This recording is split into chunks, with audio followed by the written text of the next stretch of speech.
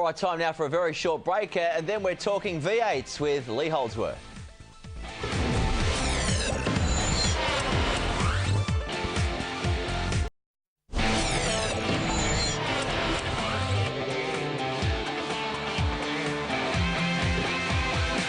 Welcome back. Well, the final race of the V8 Supercars takes place this weekend in Sydney. It is the final stop on the tour. And joining us now to preview the action, IRWIN Racing's Lee Holdsworth.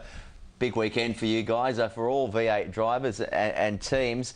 This is a huge event. Obviously, it's the final. The last time we're going to see Ford and Holden head-to-head without any other manufacturers. And I imagine it's a bit of a case of whoever wins the last race will live long in the memory. Yeah, I suppose, you know, at this stage of the season, Jamie Whincup's walked away with the trophy already. So for the rest of us, you know, no one cares about who comes second in the championship or eighth, where I am at the moment. We're all just trying to get that last race win and go into the holidays with, you know, something to really smile about and give the boys something to celebrate about afterwards. Yeah, Ford Performance Racing and Team Vodafone, they have dominated the whole year, the whole season. It's been one or the other winning. Do you think we might see a change this weekend in the last race? Yeah, I think so. Sydney's such a really hard track. You know, you've got variable conditions. You've got the heat. It's going to be hot this weekend, I've heard. Plus, there's a bit of rain on the way, apparently. So, you know, that always mixes things up a lot. And we've never had anyone, I believe, we haven't had anyone win again, you know, back-to-back there. So I've had one win there and 3 poles, so I know the place pretty well and I want to come back and win it this year. But we're coming off a podium result at Winton a couple of weeks ago, so we're in pretty good form, so we'll see how we go. Well, if you carry the Winton form into this, yeah, you're certainly right in the mix. You're talking about being hot. I'm looking at the forecast, and I hate to tell you this, but you're going to be stuck in there in what might look like a sauna. 38 degrees it's expected in Sydney on Saturday, and you're also saying some rain expected. I'm no Einstein, but a hot track and a bit of moisture, it doesn't sound good. No, it doesn't. It's good for the spectators, obviously, but you know, it's hot enough in the cars as it is for us. It's going to be, you know, with temperatures like that outside, it'll be 60 degrees plus in the car. So, you know, a bit of fatigue probably sets in with a few of the drivers. Hopefully, I've done enough fitness to get through and keep a cool head. But in conditions like that, you want to be at the front of the field. It's so important because, you know, in a concrete jungle like Sydney, you know, the heat gets it's unbearable behind the other cars, all the fumes and the heat trapped in between those walls. And, you know, also with a bit of rain on the track, that track gets very slippery. Oh, yeah. I was going to say that. And you talk about the fitness, 38 degrees and 60 perhaps in the cockpit. Your average dad at home who drives a Ford or a Holden and has done all of his life, they've got a bit of a pot belly. They're not renowned to be very fit, but you guys need to be physically fit, don't you? What's your routine, say, leading into a race like this, or is your base already there?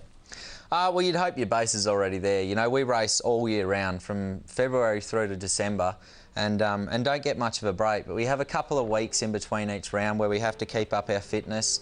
You know, I do a lot of bike riding, a lot of running, weights, gym work, all sorts of stuff. So I like to mix it up as much as I can. But, you know, we try to train around that sort of zone that we're working in the car with our heart rate, which is around 140 to 200 beats per minute, and an average of probably 150, 160. So, you know, you're training at fairly intense levels during the week just to keep up your fitness. But once you jump back in the car, it's a totally different thing. You know, preparing for the heat like that, you can't really train for it. It's so much more than just putting your hand on the gear stick and your other hand on the steering wheel and away you go, isn't it? You've got to be pretty much supreme athletes. This circuit, renowned to be tight, I know that for a fact. Is it dangerously tight? There are a few sections that are very, very narrow, and if someone spears off in front of you, last year Paul Dumbrell spun in front of me with 4 laps to go. I was running third. He had a spin. There was nowhere for me to go, so I collected him on the way through. But so I lost out on the podium. So yeah, it's that tight that if something happens in front, you get caught up in someone else's incident. But there are some really good passing opportunities there. You know, down into turn 1 and turn 2, there's some really, really good passing opportunities. So although it's tight, it provides some really, really good racing. You talk about Dumbrell and that near collision or the spin last year. What happens after the race when he's spoiled a podium finish for you? Do you look him in the eye and say, look, don't worry about it, or do you have to wait for the steam to cool down? Oh, it was disappointing for me because it was my last race with my team last year. That was before I moved to IRWIN Racing, so I really wanted to get up on that podium. When that happened, you know, it gives you, you get a bit puffed up about it. But you know, Dumbrell, it was his last race as well, so it was a bit of a shame to see him go out like that as well. But you know, I knew it wasn't intentional. When it is intentional, you want to go down there and beat their head in. Not allowed to do that. We can't condone that, Lee. No. For then, you're moving on next year, IRWIN Racing. What are your expectations moving to Mercedes? I guess you're excited about it, but still unfinished business this weekend. Yeah, absolutely. You know, at the moment we're concentrating on this weekend, but it is hard not to get excited about next year. There's so much potential, and our team's heading in a great direction at the moment. We've got a new manufacturer on board with AMG and with Erebus coming on board.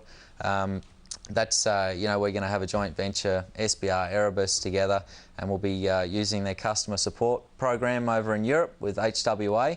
So some really good guys working on our development, our car of the future, will come out next year and give it a crack. You know, it might not happen straight away, but it will happen. You know, over time, we'll be a really strong team.